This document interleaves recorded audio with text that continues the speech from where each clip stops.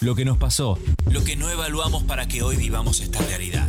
Las luchas, los triunfos, las conquistas para las mayorías, los héroes, las indispensables, pero también aquellos nefastos y vendepatria. La historia nuestra. En Atardeceres.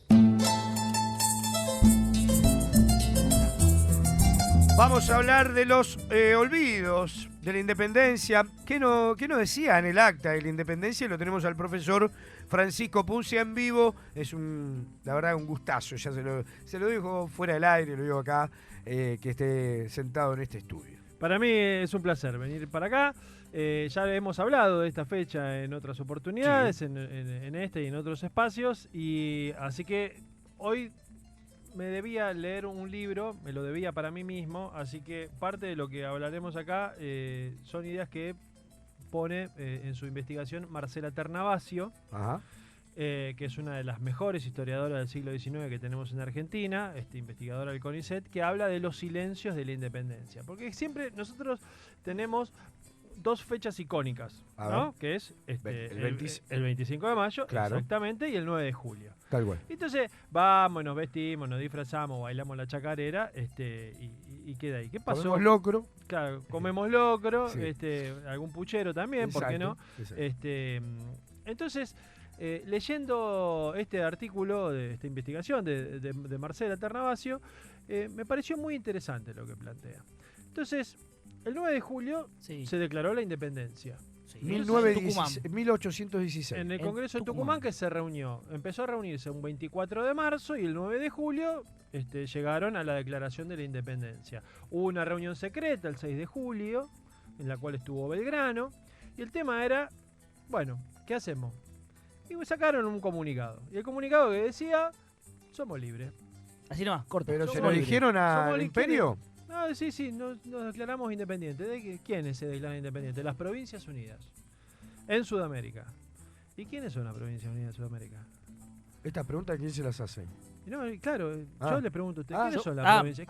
¿Quiénes eran los representantes en el Congreso de Tucumán? Entonces, uno empieza a ver los diputados que había en el Congreso de Tucumán, entonces vos tenés en Buenos Aires 5 diputados, en Tucumán, San Luis, Catamarca, La Rioja, Mendoza, San Juan, Córdoba, que estuvo a punto de no ir tampoco, pero porque tenía una influencia de la Liga Artiguista, de la Liga Federal. Entonces tenés de Charcas, de Chiche y de Misque. Lo que es Alto Perú en realidad tenían diputados, pero el Alto Perú estábamos controlados por el imperio. Por el imperio, exactamente. Entonces no estaba Corrientes, no estaba Entre Ríos, no estaba la Banda Oriental. Entonces se dijo, bueno, se declara la independencia de la corona española y punto, y se terminó. O sea, del 24 de marzo al 9 de julio, lo único que se pudieron poner de acuerdo, como dijo San Martín, seamos libres, lo demás no importa. O sea, es un acta que simplemente va a eso y después la práctica... Claro, entonces, unos días después de la declaración de la independencia, sacaron otro comunicado como diciendo, nos declaramos independientes de la corona española y de cualquier otra dominación extranjera. Se habían olvidado el 9 de julio decir, por la duda, que quede claro que también nos declaramos independientes de cualquier otra dominación extranjera. ¿Cuántos firmaron esa acta? ¿Cuántos la sacaron? Más o menos. Todos los diputados, si querés llevo la cuenta. No, está bien. De San Juan, de Tucumán, de La Rioja. 5, 7, 8, 10, 11, 13, representación 15...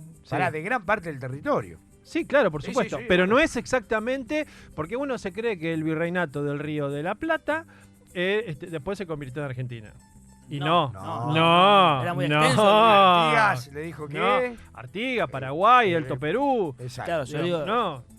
O sea, no. Pero por las dudas hay que aclararlo. Y en la declaración de independencia, primero no dice Argentina por ningún lado, porque no existía ese concepto, sino que eran las Provincias Unidas en Sudamérica. No dice las Provincias Unidas del Río de la Plata tampoco, dice las Provincias en Sudamérica. 15 meses después sacan un manifiesto. Bien. Dando los 15 meses después, o sea, más de un año, sacan los motivos por los cuales se declara la independencia. Y acá hay una cuestión muy, muy particular que me parece que está muy bueno que lo remarque. Estados Unidos, cuando declara la independencia, da los motivos. En el mismo momento que declara la independencia, da los motivos de por qué declara la independencia. Bien. Que básicamente eran por los derechos de gente y los derechos naturales de la época, ¿no es cierto? 1776, en el mismo momento que se crea el Virreinato del Río de la Plata, Estados Unidos declara su independencia. En 1811, el Acta de la Independencia de Venezuela también declara sus motivos, que tenían que ver más que todo con los hechos que habían ocurrido, pero acá, en las Provincias Unidas, no hay motivos. Nos declaramos independientes y punto. Bien. Más de un año después, hay un manifiesto donde básicamente lo que es un manifiesto bastante extenso. En realidad no, son 4 o 5 hojas. Son principios, hojas de otra época, ¿no? Claro, no es una 4, ¿no? Son principios que son la base de las cosas, ¿no? Después se van... Lo que dice ahí, básicamente, es decir, nosotros, cuando tuvimos el primer gobierno patrio, no habla de revolución, no dice revolución ahí. Le declaramos fidelidad a Fernando VII. ¿Por qué le declaramos fidelidad a Fernando VII? Porque en realidad, cuando lo corren a Fernando VII, en 1808, se crea las juntas consultivas que empiezan a gobernar. Entonces dijeron, bueno, cuando caen las juntas consultivas viene una regencia. Entonces los de acá dijeron, no, ¿qué regencia? Nosotros podríamos ser una junta consultiva y gobernar nosotros mismos. Entonces nosotros le declaramos la fidelidad. Y ella habla de, Ternavasio estoy hablando, de una cuestión que lo de la máscara de Fernando VII es, en todo caso, una justificación ideológica que algunos, de varios sectores, no solamente de uno, lo utilizaron como para exaltar la figura de los patriotas. Y que no es así, que en todo caso tiene que ver con los momentos y las oportunidades de cada uno en el tiempo. Bien. Y se pregunta, ¿por qué en la asamblea del año 13 que se había juntado para declarar la independencia no se declaró la independencia? ¿Por qué? Porque no se declaró la independencia, es lo que se pregunta. La historia está llena de preguntas y no tantas respuestas. Y sin embargo, 3 años después, ojo, en 1814, pero en 1814 vuelve Fernando VII. Ajá. Y después empiezan a mandar tropas desde la península hacia acá. Claro. Entonces, ¿cuál es el motivo que no solamente ella, sino otros historiadores, Jorge Hellman, Garavaglia, Tulo Alperindongui, Fradkin, bueno, no los voy a nombrar a todos porque me voy a olvidar siempre alguno. Lo que dicen es, después se necesitaba, para el contexto internacional, que la gente no viera a los revolucionarios de Mayo como un grupo insurgente de revolucionarios, sino que esté en igualdad de condiciones para tener una guerra con las tropas realistas. Así que lo que necesitaban era que en el contexto internacional, digamos, haya una guerra entre un bando y el otro, si no es como vienen a sofocar una rebelión interna. Entonces, ¿el derecho a quién lo tiene si es así? El derecho lo tiene Fernando VII. Y acá se decía, no, el derecho no lo tiene Fernando VII. Entonces se declararon independientes. Básicamente viene por ahí. Pero es muy interesante ver esta cuestión de las Provincias Unidas en Sudamérica. En las Provincias Unidas en Sudamérica también había otro tipo de cuestión. En Sudamérica, que es Alto Perú, es Perú. Ahí, ¿hasta dónde llega? Claro, y ahí hay una interna muy interesante. Proseguir la guerra por el Alto Perú, que siempre después de la batalla de Sipe-Sipe, bueno, y un par de derrotas catastróficas, sí, no se podía avanzar por ahí. Y San Martín, ya en 1815, resurge la logia Lautaro, empiezan a decir, no, para liberarnos del yugo monarca, lo que tenemos que hacer es ir por Chile. Entonces, el tema que Buenos Aires decía, ir por Chile, ¿qué significa? Meter todos los recursos para el lado de Chile, para el lado del gobernador de Cuyo, que era San Martín, y desproteger la zona norte.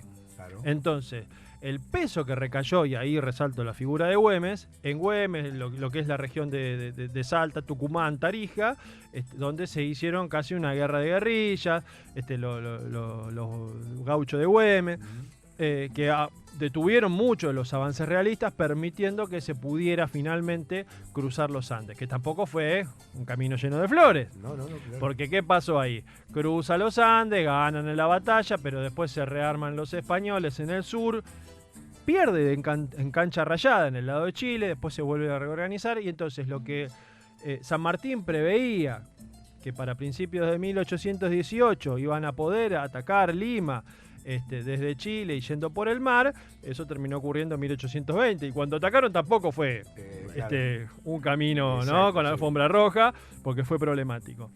Y después están otras declaraciones de independencia. Se toma la batalla de Ayacucho como un ícono del fin de la dominación española en América, cosa que en realidad pasa en 1898 con Cuba. Pero vos fíjate una cosa. Bolivia declara la independencia en 1825. Uruguay declara la independencia del Imperio de Brasil.